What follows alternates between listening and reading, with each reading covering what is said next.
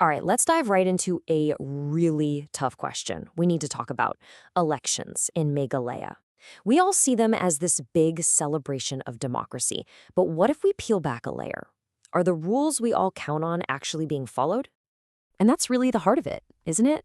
We're promised this genuine democratic choice, but there are some serious whispers, some loud allegations, that what we're actually watching is something more like a carefully staged play.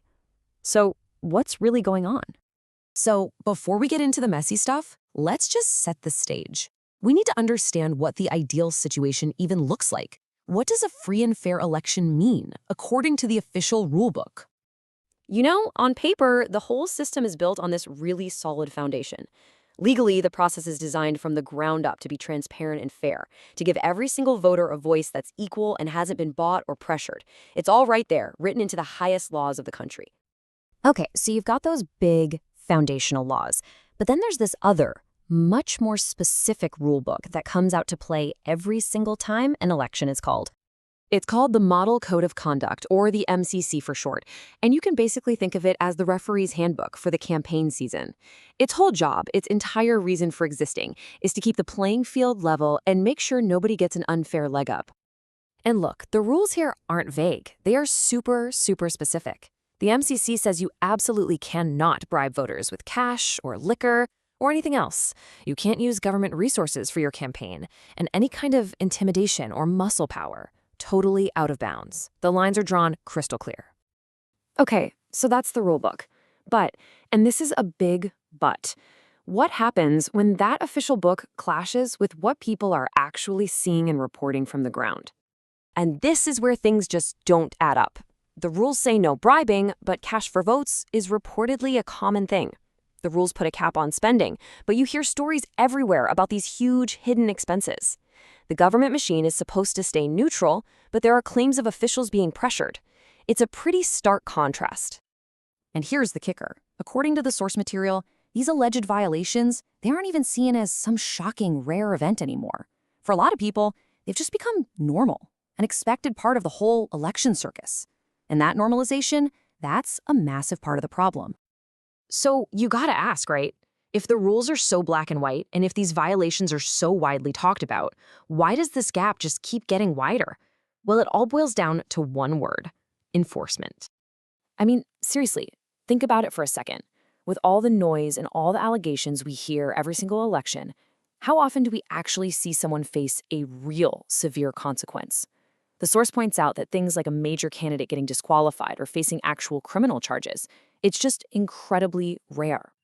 So let's just put it on the table. When was the last time a really powerful candidate was actually kicked out of the race for breaking these rules? The silence on that question is kind of telling, isn't it? Does it mean nobody's breaking the rules, or that the system just isn't catching them? So, what gives? Well, the source suggests there might be a kind of two-tiered system of justice going on, where the big, powerful players might just get a little slap on the wrist, a warning, while the smaller fish could face much tougher scrutiny for doing the exact same thing.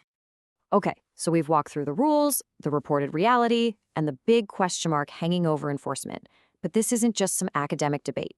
This is where it gets personal. This is where you come in. Let's just ask this bluntly.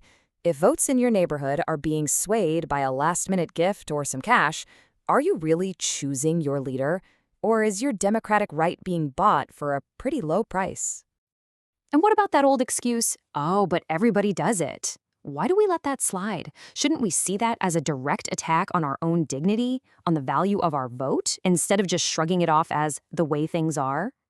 So if all this, the money, the gifts, is a predictable part of the process happening over and over again, can we genuinely look at the election results and say, yes, that is the true will of the people? Or does it just show who is best at managing the theater? So what can you actually do? Well, you can become your own investigator. For starters, go look up the Model Code of Conduct yourself. It's all online. Second, just talk to people. Ask your parents, your grandparents, your friends. Ask them what they've seen with their own eyes. And third, next election, pay attention to the news. See how many of these violation stories end with real punishment versus how many just fizzle out with a simple "notice has been issued." And we'll just leave you with this one last thought.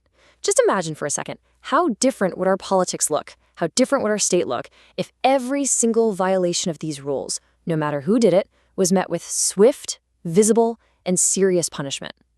What would really change? That's something worth thinking about.